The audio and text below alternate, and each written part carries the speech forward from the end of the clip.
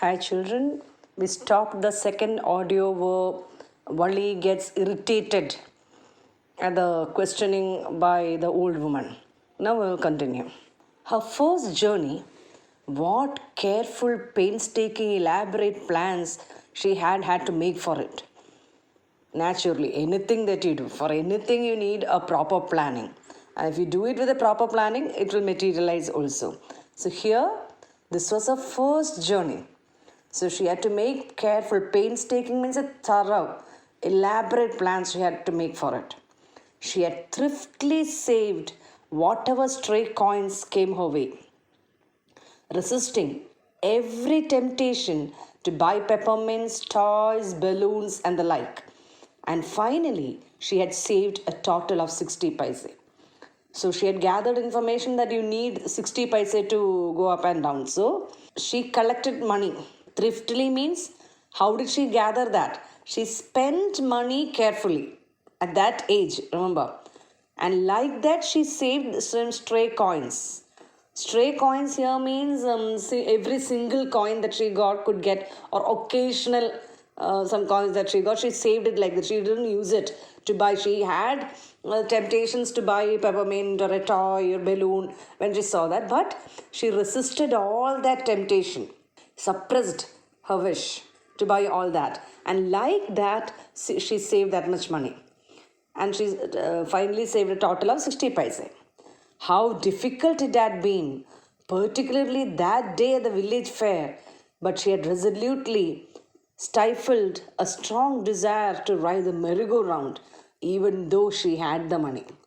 So she remembers she had somehow collected 60 paise, and after that the village fair came, and she had the money with her, and she could have gone and ride the merry-go-round, but somehow she suppressed it, controlled, resolutely stifled means controlled with determination. Stifled actually means suffocate. Understand? So here, controlled with determination, her desire to ride the merry-go-round. Why? She needed that money for this, right? So it's always like that. What we prioritize. That time her priority was ride on the bus, not merry-go-round. So she controlled it. After she had enough money saved, her next problem was how to slip out of the house without her mother's knowledge. But she managed this without too much difficulty. Every day after lunch, her mother would nap from about 1 to 4 or so. Nap means it's a short sleep during the daytime. Valli always used these hours for her excursions. Look at that, it is put in single inverted commas. Her excursions, as she stood looking from the doorway of her house, or sometimes even ventured out, look at the meaning, went cautiously or courageously into the village. So some small journey she used to have on her own, but not on the bus. This was the first time. Today, these same hours could be used for her first excursion outside the village. So far, she has done it within the village. The bus rolled on, now cutting. So now she is in the bus. We know that it was halfway through, right? The bus rolled on now, cutting across a bare landscape. Bare landscape means dry, with few plants and no trees. Earlier it was full green, right? That was a part. Now they reach such a place where it is bare. Now rushing through a tiny hamlet or past an odd wayside shop. Hamlet is a small settlement. It is smaller than a village, actually. Sometimes the bus seemed on the point of gobbling up another vehicle that is coming towards them, or a pedestrian crossing the road. So this has been described from the point of view of a child. Look at the line. Sometimes it seemed in the point of gobbling up another. Gobbling also means eating. So this vehicle was going to eat another vehicle that is coming on its way, or a pedestrian crossing the road. But lo, somehow it passed on smoothly, leaving all obstacles safely behind. Trees came running towards them, but then stopped as the bus reached them and simply stood there helpless for a moment by the side of the road before rushing away in the other direction. So these all nothing to be explained. The child doesn't know why it is like that. The child felt that trees were coming running to them. Suddenly, Wally clapped her hands with glee. Glee means delight. A young cow, tail high in the air, was running very fast right in the middle of the road, right in front of the bus. The bus slowed to a crawl, and the driver sounded his horn loudly again and again. But the more he honked, the more frightened the animal became, and the faster it galloped, always right in front of the bus. Somehow this was very funny to Valli. She laughed and laughed until there were tears in her eyes. Hey lady, haven't you laughed enough? Called the conductor. Better save some for tomorrow. At last the cow moved off the road, and soon the bus came to a railroad crossing. A speck of a train, speck means a tiny spot. You can just see the train as a tiny spot. The speck of a train could be seen in the distance, growing bigger and bigger as it drew near. Then it rushed past the crossing gate with a tremendous roar and rattle, shaking the bus. The impact of that train. Understand?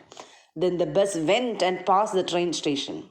From there, it traversed means travel across a busy, well laid out shopping street and turning entered a wider thoroughfare. Thoroughfare meaning is given there a busy public road. Such big, bright looking shops. What glittering displays of clothes and other merchandise. Such big crowd. Merchandise again means things for sale. So you may get a question, what all did Valli see? Her experience for the first bus journey, what all she experienced, what all she came across. So all this should come. The nature part, what she saw, then the ditch, everything, the cow, the shops, everything should come in your answer. Struck dumb with wonder, Valli gaped at everything. Gape must actually mean staring with mouth open with anxiety or curiosity. Then the bus stopped and everyone got off except Valli. Hey lady, said the conductor, aren't you ready to get off? This is as far as your 30 paise takes you. No, Valli said, I'm going back on the same bus. She took another 30 paise from her pocket and handed the coins to the conductor. Why? Is something the matter? No, nothing is the matter. I just felt like having a bus ride, that's all. Don't you want to have a look at the sights now that you are here? All by myself? Oh, I would be much too afraid. Greatly amused by the girl's way of speaking, the conductor said, But you weren't afraid to come in the bus? Nothing to be afraid of about that, she answered. So when he asked you, don't you want to go out and see what is here? She says that no, alone, I am afraid of that. So the conductor was amused that you didn't feel scared to travel on the bus alone. She said nothing to be afraid.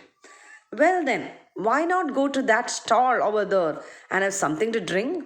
Nothing to be afraid about that either. Oh no, I couldn't do that. Well then, let me bring you a cold drink. No, I don't have enough money. Just give me my ticket, that's all.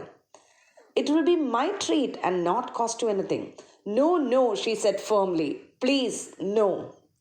The conductor shrugged and they waited until it was time for the bus to begin the return journey. Again, there weren't many passengers. So this shows what sort of a girl she was. Yes, she was adventurous by nature. She made use of the time that her mother had her nap.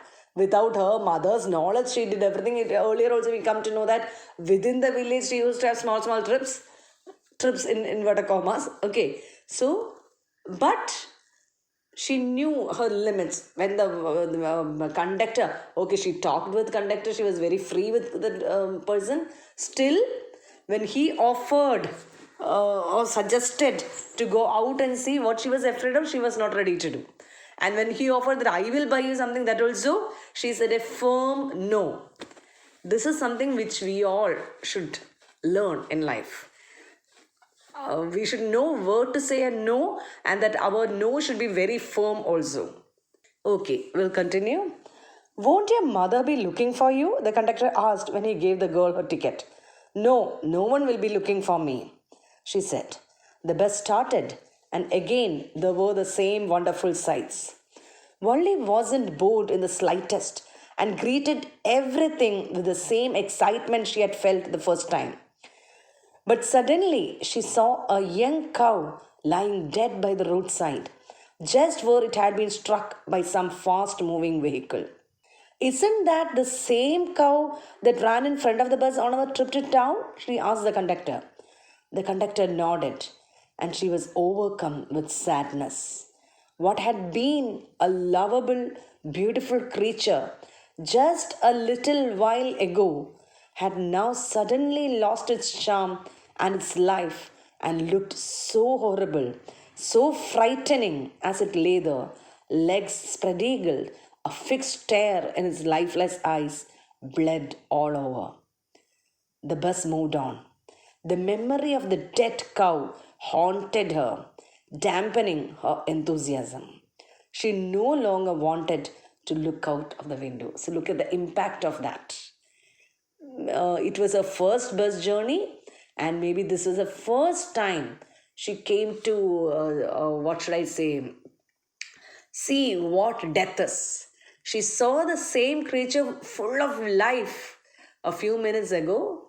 Now she saw it lying there dead. And the difference, when it was alive, full of life, very beautiful, isn't it the adjectives that was used? And now horrible and frightening.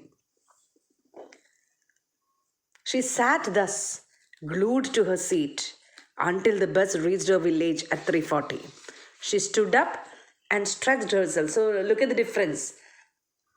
Before she saw that, she stood in her seat to see what was happening outside, right? After seeing the dead cow, she didn't feel like looking out at all.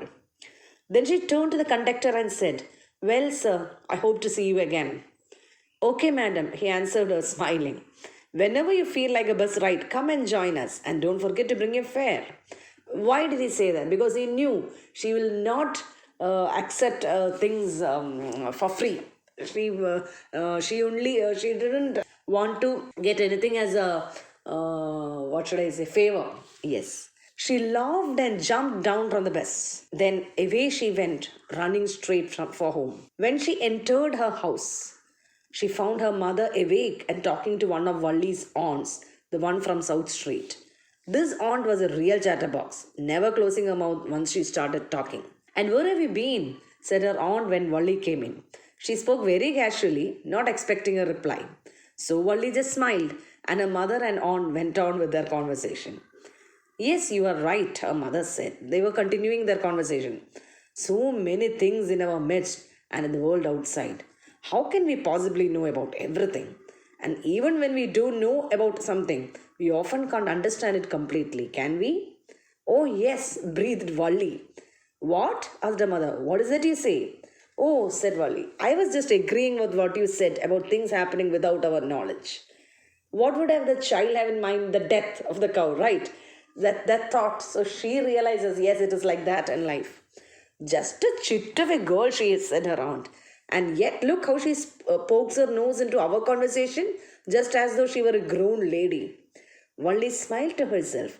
She didn't want them to understand her smile. But then there wasn't much chance of that, was there? That is, will they ever come to know that? Yes.